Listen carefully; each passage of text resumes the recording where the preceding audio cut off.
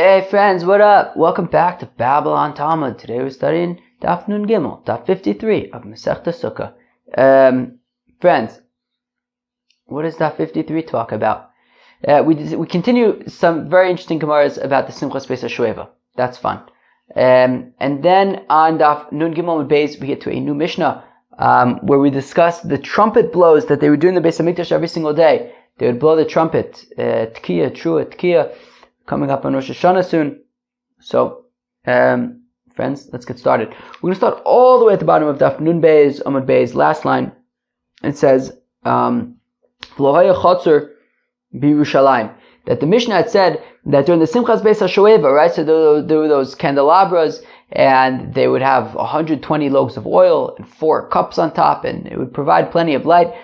The Mishnah describes that every single courtyard in Yerushalayim was lit up from the light of the Simchas beis hashoevah. Tana, Isha isa boreres chitim leor shel beis hashoevah. A woman would be able to, select wheat kernels.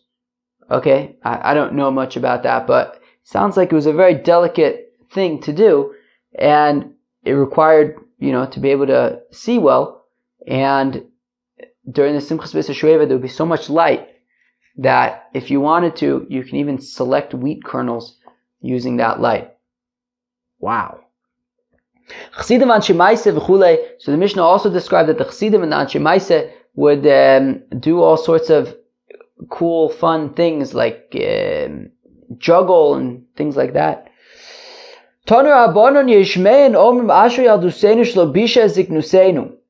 So the beis says that some of these Chassidim and Anshe Maaseh, some of these people, they would say, we are fortunate for our younger years that they did not negatively impact, they did not embarrass us in our older years. Elu Chassidim Anshe Maaseh, these are the Chassidim and the Anshe Maaseh, the people of, good stuff. So they were kind of always on the straight path. And therefore they say, Givaldig, that, we never had a part of our lives that embarrassed us later on. V'yesh omrim, those who say, Asher ziknuseinu, fortunate is our older years, Shekipra es yadusenu, that they atoned for our younger years. Elu by Lichiva, these are the people who did tshuva, who Bali tshuva, and they say, thank God for the later years that sort of made up for the younger years. Elu v'elu omrim asher mi shelo chata, and everyone agrees, though, both the Chassidim and the Anshe Maaseh as well as the Bali Tshuva, everyone agrees, asher mi shelo chata, fortunate is he who has not sinned, umi shechata, and a fellow who has sinned, yashuv v'yimcholo. So let him do tshuva, and then he will be forgiven. 1 second, friends. I have a coffee with me today, which is very nice, my second one of the day. So this is a very nice thing, and excuse me. Boom, just got a little bit more caffeinated. That's very nice. Tanya, we learn in a brisa, Amru alav al Hillel azakin, ha. They said about Hillel the elder. Come on, that's awesome, right? When he was rejoicing at the Simchas beis hashoevah. Of course, we learned in Masechta Shabbos that Hillel was in the last 100 years of the Second Temple. So Hillel's whole life, there was a Beis Hamikdash. And when he would rejoice at the Simchas beis hashoevah in the Beis Hamikdash, Omar Kain, he said the following, Imani kan, that the Eibishter says, if I, Hashem, am here in the Beis Hamikdash, hakol kan, then everyone is going to come to the Beis Hamikdash. V'me'eni kan, but if I leave the Beis Hamikdash, mi kan, who's going to come? Huaya Omer, Hillel would say, Cain, the following, L'makom shani oev, that to the place that I love, Shomragle melichos osi, that is where my legs take me. Gewaldig. Im ata tovu abesi, if you come to my house, ani avo abesecha, I will come to your house. Im ata lo savo abesi, if you don't come to my house, ani lo avo abesecha, I will not go to your house. What interesting phrases. I think that's the Eibishter talking again. I think that there's a few things going on, right? The first part, he says, Imani kan, akol kan, v'meni kan, mi kan. So that's the Eibishter talking. And then he says, L'makom sha'ani oev shem raglei meluchos osi, that the place that I love, that's where my feet take me. Like, ki'ilu, even involuntarily, that where I want to go, memela, I end up there. I think Hillel is probably saying that about human nature. But then then he continues and he says, Imatatova beis, I think this is the Eibishter saying this now, if you come to my house, ani avo beisecha, I will come to your house. Imatalosov beis, if you don't come to my house, ein ani lo avo beisecha, I will not come to your house, that it's reciprocal. So interesting. I don't know, it's just like, I don't know, there's something engaging about this, no? There's like something that's just inherently thought-provoking about this. Like, what does it mean? It's gewaldig. Let's go weiter. Shenema, as the pasuk says, that in the place that, it says the Eibishter, in the place that I give permission for my name to be mentioned, I will come to you there and bless you. Mishnah in Pirkei Avos, that Hillel once saw a skull that was floating on the water, and he said, because you drowned other people, they drowned you. And guess what? In the end, the people who drowned you, they'll be drowned by other people. And some of those people will be drowned by others. And to this very day, I guess, there's an unbroken chain of drowners and drownies, I guess. Sorry, just have to stick more caffeine. Alright, let's go weiter. Rabbi Yochanan says, Rabbi Yochanan, Ragloi debar inish inun arvin bey, that the fellow's legs, his feet, are guarantors for him, that his feet make sure that he ends up in the place where he needs to be. The place where he needs to be, they take him. And this actually I think is talking about the Malach HaMavis. If you have to go to a certain place that the Malach HaMavis, the angel of death, can chap you dartin and push it, kill you. So your feet, have this unwritten rule with the Eibishter that they're going to take you to where you got to go to die. There were these two kusis that were before Shlomo HaMelech, Elichor v'Achia b'nei Shisha Sofrim de Shlomo Avu. Okay, their names were Elichorif and Achia. They were the scribes of Shlomo. Now, one day, Shlomo HaMelech found the Malach HaMavis, the angel of death, and the angel of death was very sad on this day. So Shlomo HaMelech, he says, what are you so sad about, angel of death? I don't know, what do you guys think? So the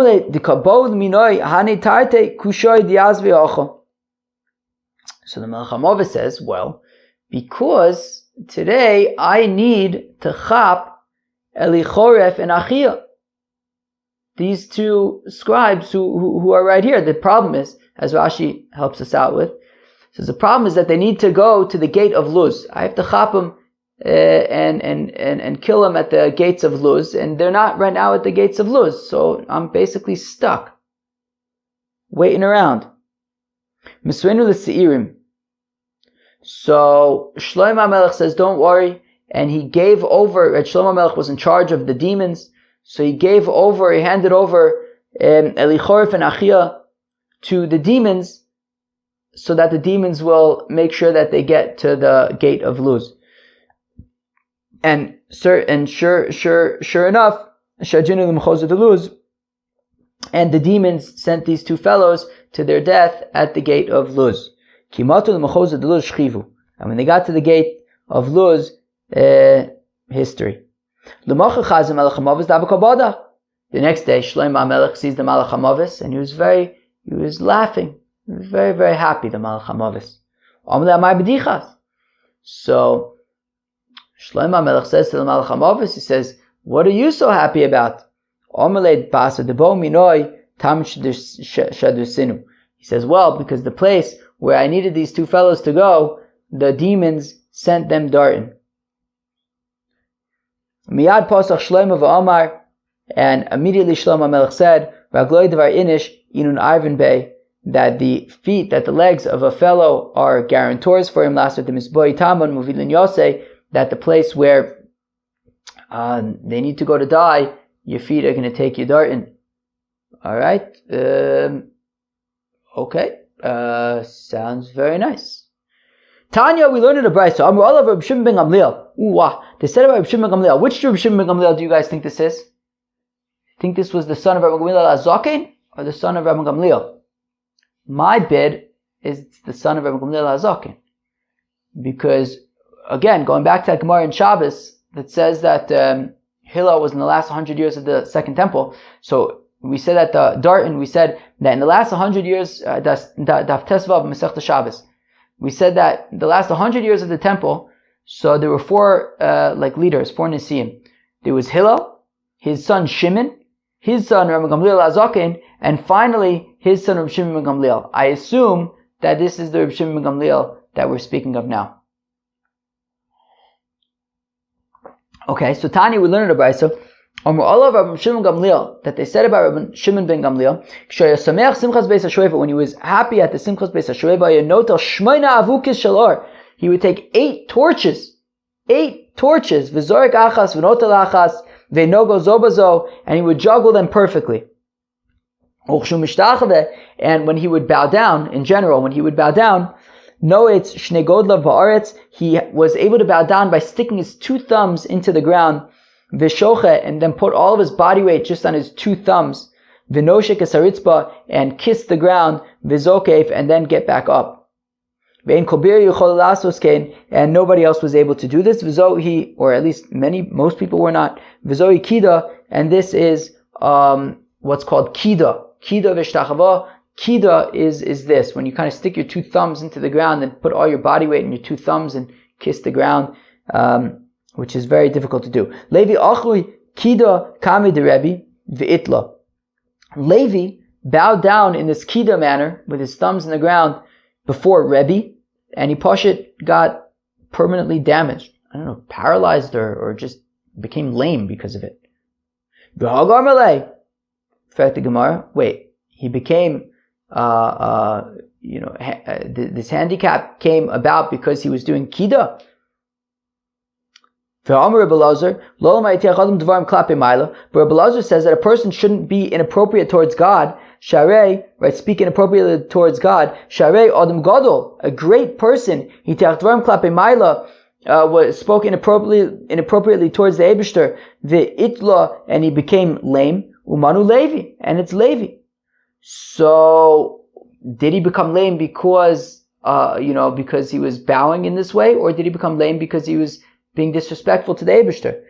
Hava Hagar Malay, and for the Gemara that it was both. It was both. Because he was speaking inappropriately to the Eibishter, being disrespectful to the Eibishter, so that's why he deserved to become lame. And the Maise, what did it was when he bowed down in this way.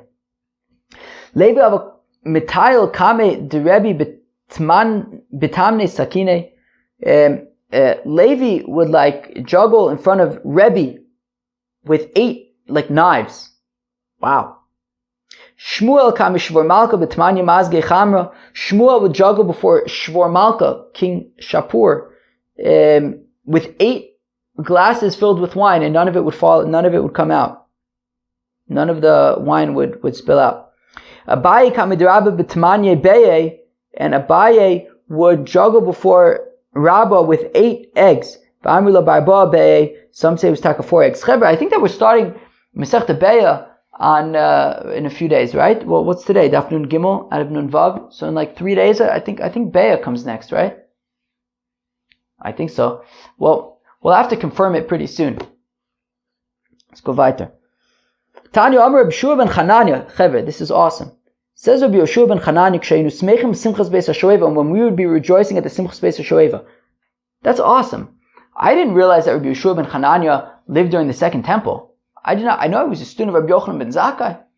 I didn't realize he was alive during the second Beis Hamikdash. Maybe he was a yeshiva bacher, because as he says, Lo ra'inu sheina be'einenu. We didn't get a wink of sleep. Ketzad. Why? What was their schedule? Shah Rishona, the first hour of the day, Tamid Shel Shachar. Of course, the day in the Beis Hamikdash would start with the Tamid Shel Shachar. Misham, and then after that, the Tefillah. They would daven. This is incredible stuff, friends. Incredible stuff. So we see that already during the Second Temple, they're already davening. They already had some kind of official prayer, prayers, I guess. which is cool, meaning they had the Talmud Shel Shachar. They had the Korbanis, but alongside the Korbanis, they would also daven Shacharis. Wow. It's amazing stuff. You hear that? Pretty cool, right? So they would first offer the Talmud Shel Shachar, and then they would go to Shacharis. They would find a minyan for Shacharis. Misham the Korban Musaf, and then they would offer the Musaf offering. Misham Esfilas HaMusafin. Then they would chap a minyan for Musaf. Misham the Beis HaMedrash. Then they would go to learn. Then they would have morning seder. Misham L'Achila V'Shtiya, and then they would have a Suda. Misham Esfilas HaMincha. Then they would daven Mincha. Misham Talmud Rabbeinu Arbayim, and then they would offer the Talmud Rabbeinu Arbayim at the end. Wow! Amazing stuff. Mikan Velech Simchas beis hashoevah, and then off to the Simchas beis hashoevah, and then they would, be partying all night. They won't get a wink of sleep. Ini, is this really true? But Rabbi Yochanan says, Shvua shelo ishan shlosha yomim. If a fellow says, I am going to make a swear that I'm not going to sleep for 3 days, well, it's impossible to not sleep for 3 days.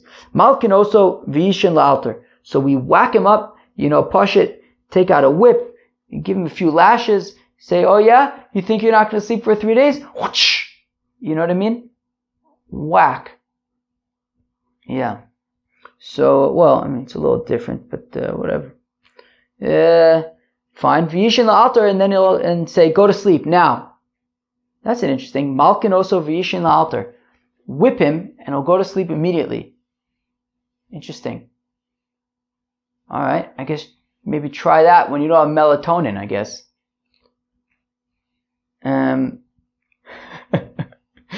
Alright, weiter. Later, Elo achi ka'amar, lo ta'amnu ta'amshena, da'avmunamne akisve da'adadi. So how could it be that Rabbi Yeshua ben Chananya is saying that they didn't get a wink of sleep if apparently it's impossible to not sleep for 3 days. And here he's saying the entire Sukkot they didn't get a wink of sleep. How is that possible? So no, it means that they didn't sleep properly. They didn't taste the taste of sleep. They mamash would just, one person put his head on his friend's shoulder and they would sleep sort of in a sort of, improvised manner during the entire Sukkot. Yeah, Mistami was a yeshiva bacher. That sounds like a younger kind of thing to do, to party, have fun when you're young. Not like me, I don't have fun. I'm not sure how young I am anymore. I'm probably somewhere in the middle. But people say to me, you're young, live a little bit, but, that's not for me. Alright, let's go weiter. Okay, the Mishnah had said, milos. Whatever. So the Mishnah had said that there were 15 stairs going down from the Ezos Yisrael to the Ezos Nashim. And on those 15 stairs, and the 15 stairs were connected the 15 Shir Amalos that David HaMelech said. So, the Gemara wants to know what's the story with these 15 Shir Amaloses that David HaMelech composed, authored. So Rav Chizda said to a certain rabbi, David Kamsader Agad Tokame, who was saying Agadata in front of Rav Chizda. There was a certain teacher who was teaching Agadic interpretations before Rav Chizda. Amrle. So Rav Chizda says to this fellow, Shmielach Hane Chamisha Shir Amalos Kineged Mi Amorim David. So he asks this rabbi, Rav Chizda asks this rabbi, he says, hey, have you heard anything about the 15 Shir Amalos that David HaMelech authored? Do you know, what's pshat? Do they correspond to something? Omerle, and this rabbi responded, Hachi Amar Rabbi Yochanan, this is what Rabbi Yochanan said, B'shah Shekara David Shisin, at the time that David HaMelech was digging these shisin that go under the Mizbeach, which is interesting because David HaMelech didn't build the Beis HaMikdash, but I don't know. But apparently he was digging these shisin that go for the libations on the Mizbeach. Kafa Tahoma Uvai Lemishtafa Alma, so the depths of the earth, the water from the depths of the earth rose up and threatened to drown the entire world, with water. At which point David HaMelech said the 15, authored and said, or certainly said, the 15 Shir Amalos paragraphs from Tilim, and lowered down these waters. In fact, Rav Chizdi says, wait a second, something doesn't add up here, because if we're saying that the water was coming up, so he said the Shir HaMa'alos, right, the songs to the going up, in order to bring them down, they should really be called the songs of lowering, not the songs of raising up. So, Omerle hoavad karton hochi itmar. So, interesting. Rashi seems to be saying that at this point, Rav Chizda remembered the following brisa, but I looked it up in the article to understand the dialogue, and he seems to be saying that at this point the rabbi then said, "Oh, you're right. I messed it up. The following is the way that it goes." B'shashakar David shisin. So at the time that David HaMelech was digging these shisin, kafa tehoma uval mishtafa alma. So the waters of the depth of the earth rose up, and they threatened to drown the world. Amar David. So David says, "Mi'ika diyada yishar lemichtav shem achazba v'najde b'tehoma umanach." So David HaMelech wasn't alone; he was with other people, and he quickly said, "Hey, does anybody know what the halacha is? Would I be able to write the name of God on a piece of pottery and throw it into the shisin, and it'll sink to the bottom and plug up the hole that all this water is exiting from?" And nobody replied, nobody responded. Omar David said, "Kol diyada lemeimar ve'eno omer." If somebody knows the answer to this query and does not reply, yechonik bigrono, he will get choked in his throat. So then Achitophel, who was the Rebbe of David HaMelech, made the following logical conclusion, which was, Umalasul shalom ben ish liishto, Amar Torah shmi shenichtav b'kedusha yimacha al hamayim lasos. Right, let's read that again. Umalasul shalom ben ish liishto, that to make peace between a man and his wife, i.e., if she's suspected of being a sota, and they want to clarify what's going on. So, Amar Torah, the Torah says, Shmi shenichtav b'kedusha, my name that is written in holiness, yimache al hamayim, should be erased on the water, right? When it comes to a sota, so part of the process is that they write the name of God, right? It says, Yitin Hashem osach la'olav l'shvua. Is that what it was? Yeah. So you write that on like a scroll, and you dissolve it and erase it in water. So we see that to bring peace between man and wife, the name of God is allowed to be erased. Well, then to make peace for the entire world, so that it doesn't get inundated in water, then certainly you should be able to write the name of God on this piece of pottery and chuck it into the shisin. Omerle shari. So therefore Achitophel says it's allowed. Kosav Shem Achazba, so David HaMelech proceeded to do that. He wrote the name of God on a piece of pottery, V'shadi l'sohoma, and chucked it into the depths of water, V'nochis tehoma, and the depths went down, Shitzer Alfei Garmide, 16,000 Garmides. Ki chazi d'nochis tuva, so when David HaMelech then saw, it went a little bit too far down, Omar, kama demidale tvei mirativ alma, he says, look, the world also needs the water not to be too far down, right? It's better if the water source is not 16,000 garmides below in the earth. It should be closer to the earth, and that way it provides moisture to the earth, and it's good for the crops and things. So Omer, chomesh esrei milos ve'aske chamesar alfe garmide v'ukme ba'alfa garmide. So at which point David HaMelech said the 15 Shir HaMaloses, and with each Shir HaMalos, or let's say this, the water then rose up 15,000 garmides, corresponding to the 15 Shir HaMaloses that he said, and at which point the water was only 1,000 garmides now below the, inside of the earth. Amar Ula, says Ula shmamina sumcha da'ara alfei garmide, to which Ula says, so we see that the thickness of the land is 1,000 garmides, and the water level of the earth is kind of right below these 1,000 garmides. But 1 second, we could see that sometimes you can even just dig a little bit and you could already find water. Omar Rav Mesharsha misulma defaras, says Rav Mesharsha, that water is coming from the ladders of the Euphrates, that apparently somehow, the Euphrates can go in the earth and even be like closer, okay? But bar that, technically speaking, the waters of the earth are 1,000 garmides below the earth, below like the land. Sounds good to me. So then the Kohanim would stand at the entrance to the, basically by Shar Nicanor, at the entrance to the Ezra Yisrael.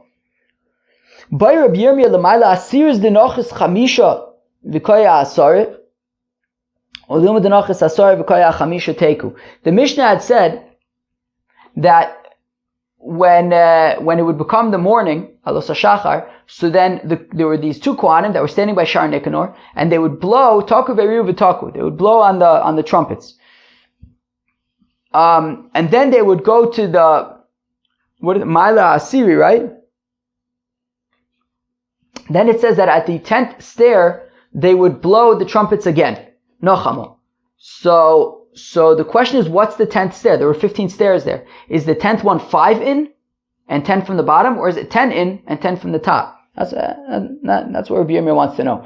But Rabbi Yirmiyah wants to know, L'mayla asir is dinochis chamisha v'koya asara. When we say the 10th stair, does it mean that you walk down 5 stairs and you're now on the 10th one from the bottom? Or dinochis asara, or maybe it means that you go down 10 stairs, v'koya chamisha, and now you're on the 5th from the bottom. We don't know. The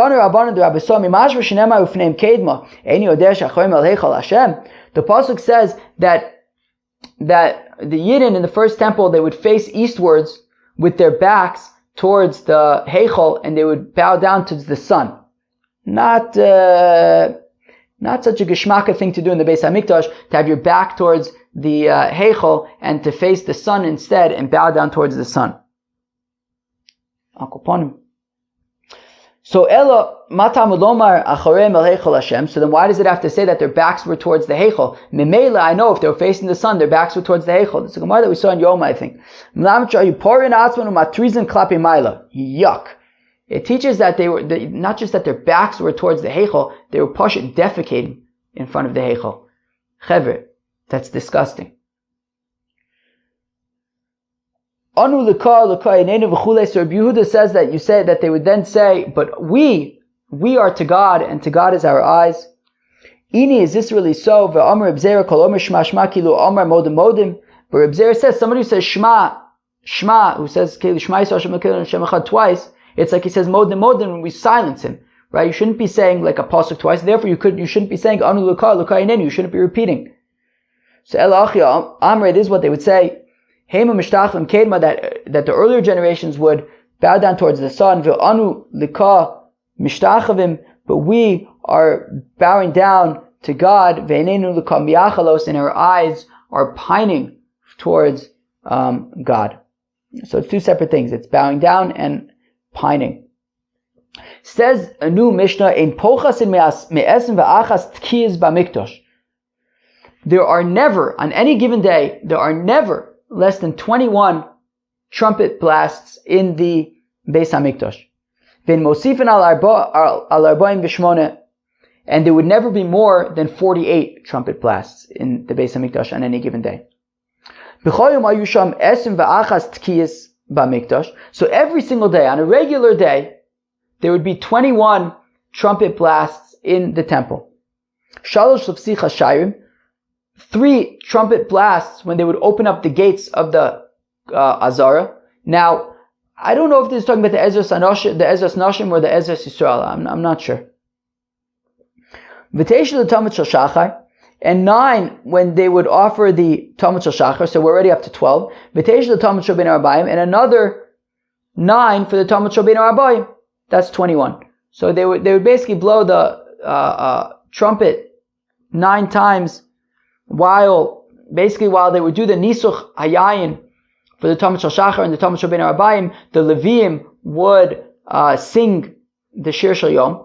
And then, while they were doing that, there were 3 points while the Leviim were singing that they would stop, and the trumpets would be blowing Tekiah, Trua Tekiah. So 3 times 3 is 9. They would do this for Talmud Shel Shachar as well as Talmud Shel Bein Arbayim, so that was 18, plus another 3 blasts when they would open up the gates in the morning. Uv Musafin, and if it was a day where there was Musaf, Hay Mosifin or Teisha, then there would be another 9 blasts. Uv Erev Shabbos, and if it's Erev Shabbos, Hayu Mosif and Sheish, there would be another 6 blasts. Shalosh La'avdil Esa'am Mimelacha, as we learned in Masechta Shabbos, there would be 3 blasts, a tkiya, true, a tkiya, to let the people know, hey, stop working. V'shalosh La'avdil Mikodesh L'chol, and another 3 when it came time to that Shabbos time. So that's it. It's Shabbos now. Erev Shabbos shebesoch hachag. Now on Friday during Sukkot, there were 48 shofar blasts, trumpet blasts in the Beis Hamikdash on Erev Shabbos Sukkot. Shalosh l'psich hashayrim, of course, 3 to open the gates in the morning. Shalosh l'shara elyon, and then when we learned that when it was time to fill up, when it became alos hashachar, so it was time to go chap the water for the nisuch hamayim. So we said that by Shar Nicanor, there were these 2 Kohanim standing, and they would blow trua tkiya trua, tkiya trua tkiya. V'shalosh l'shara tachton, and then we also said that when they got down to the Azara, they would blow again 3 tkiyas, and then they would extend it until they got out to the Harabayas. Now we're skipping one. We're skipping the tkiyas on the 10th stair. The Gemara is going to ask about that. Okay, but we're saying another 3 at the Shara Elyon by Shar Nicanor, another 3 by the gate that goes out to the Harabayas. V'shalosh limim l'hamayim. Then there would be another 3 after they filled up the water. After they filled up the water and brought it back to the Shara Mayim, there would be another 3. V'shalosh agabi mizbeach, and then another 3 shofar blasts when the arave was leaned against the mizbeach, as we learned in the previous pair. Okay, so that was 12. So basically, you already have 15, right? 3 for the opening of the gates, and then another 12 in the context of the Nisuch HaMayim. Teisha, the Talmud Shel Shachar, V'teisha, the Talmud Shel Arbaim, V'teisha, the Musafin, and now you have another 27 for the Talmud Shel Shachar, Talmud Shel Arbaim, and the Musafin. So now, because it's Sukkot, so now we have 27 plus 15 is 42. Shalosh la'avdil l'sa'am min ha'melacha, v'shalosh la'avdil ben kodesh l'chol. Then another 6 to let the people know to stop doing work, and another 6 to let the people know, hey, Shabbos is starting. So 42 and 6 is 48. Zok the Gemara, Masnisin Zlok Reb Yehuda. This Mishnah sounds like it's not like Rabbi Yehuda. The Tanya, as we learn in the beis, Rabbi Yehuda Omer says, Rabbi Yehuda apoches le'yivchos misheva v'amosif le'yosif al shesh esrei, that Rabbi Yehuda says that in the Beis Hamikdash there's never less than 7 and there's never more than 16 blasts of the trumpets. We're saying that there's never less than 21 and never more than 48. But my komiflige, what's the machlokus between our Mishnah and Rabbi Yehuda? Rabbi Yehuda savar tkiya trua tkiya achasi. So the answer is that if you notice, our Mishnah says 20, no less than 21, no more than 48. Rabbi Yehuda says no less than 7, no more than 16. 7 is a third of 21, 16 is a third of 48. So the point being that Rabbi Yehuda counts the trua tkiya trua the tkiya trua tkiya as 1 blast, whereas the rabbis counted as 3 blasts. So therefore, basically, l'maiseh, you're doing the same tkiya trua tkiya, just that Rabbi Yehuda assumes that it's 1 mitzvah, whereas the Chachamim assume that it's 3. My taima di Rabbi Yehuda, how come Rabbi Yehuda says it's considered 1 mitzvah? All my crow skaitim trua. The pasuk says that you will blow a trua, so it says uskatim trua, that it's all 1. The tkiya and the trua are all 1. Whereas the rabbis say, no, it's coming to teach us. So the rabbis say that it is considered. What am I doing? Oh, that it's that uskatim trua teaches that with the trua there's also a tkiya before and a tkiya afterwards. Right? That's how we learned that it's tkiya trua tkiya. Fine, but it's 3 separate mitzvahs. It's not just 1 mitzvah. Rabbanan my taimayu. How come the rabbis say that it's 3 mitzvahs? Tichsiv, as the pasuk says, uvahakel esakol, that when they gather the assembly, tiskeu velo sariu, that they'll blow and they'll do a tkiya and they won't do a trua. That when you gather the assembly, they do a tkiya but not a trua. And if it's like Rabbi Yehuda that the Tkiyah and the Trua are all one mitzvah, that they go hand in hand, well then that means that when we gather the nation and we only do a Tkiyah without a Trua, then we're doing half a mitzvah. Because the Tkiyah and the Trua go hand in hand. What is the Torah saying, that when you gather the nation only do half the mitzvah? Rabbi Yehuda, whereas Rabbi Yehuda responds and says, yeah, technically speaking, it's half a mitzvah, but at the same time, when you're gathering the nation, it's not a mitzvah. It's just, we need to gather the nation, so we blow on the trumpets, but it's not like a mitzvah. If it were a mitzvah, yeah, it would be half a mitzvah, but this isn't a mitzvah. It's just, l'maisa, we have to gather the people to tell them something, so we blow a trumpet. Whereas the rabbis say, yes, it's just to gather the nation, but the Torah says, look, use the chatzotzos, gather the nation, and memele becomes a mitzvah. When you gather the nation, you do it as a tkiyah, trua, tkiyah, therefore, it must mean that they are separate mitzvahs. So when you gather the nation, you only do it as a tkiyah without the trua. And it must mean that they're separate mitzvahs. And therefore, sometimes the mitzvah is to do a tkiyah and a trua and a tkiyah. And sometimes the mitzvah is just do a tkiyah. Whereas Rabbi Yehuda says, no, the mitzvah is a tkiyah and a trua together. And when you gather the nation and you only do a tkiyah without the trua, it's because there's no mitzvah there. It's just, technically speaking, you have to gather everybody together, so you blow on a trumpet. Kmanazla the Amr of Kahana, like who? Is it the rabbis or is it Rabbi Yehuda? Like who does the following statement of Kahana go like? Ein ben tkiyah l'trua v'lo klum. There is no separation at all. You take the tiniest breath between a tkiyah and a trua, and that's it. There's no separation. Kiman Rabbi Yehuda. So it's like Rabbi Yehuda who says that tkiyah and trua are one mitzvah. So you have to do it without any space in between. Pshita, this is obvious. Obviously it's Rabbi Yehuda. Ma'adetema, well, I may have thought to say afilu k'Rabbanan. You can even say that it's like Rabbanan. That when we say that there's no separation between the tkiyah and the trua, it's even like the rabbis who say that they're separate mitzvahs. Ulafuke mid Rabbi Yochanan, and it's just to the exclusion of Rabbi Yochanan. Damar shamatesha tkiyas b'tesha shos bayom yotza. That I may have thought to say that, look, Rabbi Yochanan says that if you hear 9 tkiyas in 9 separate hours of the day, kilu, 1 tkiyah in this hour, 1 tkiyah the next hour, huge gaps between them, it's still fine. So I may have thought to say that when Rav Kahana is saying that there's no space between, it could even be like the Rabbanan who say that there are 3 separate mitzvahs, and what it's saying is that, but you have to do them together. You can't have it like, 1 per hour like Rabbi Yochanan says you could do. Rav Kahana can even be like the rabbis that they're separate mitzvahs, but they have to be together. But they have to be, you could have a little bit of a break, but, they have to be all together, relatively speaking. Kamash Malan. So therefore, what we're coming to teach is that no, Rav Kahana is not saying like the rabbis. He's saying like Rabbi Yehuda that there's no separation at all. It's all one mitzvah. We say, wait, but what's wrong with that? Why don't I actually explain it that way and say that it is the rabbis? And what it's saying is, don't take a huge break like Rabbi Yochanan, but do them together. Even though you could take a small break, but do them all together.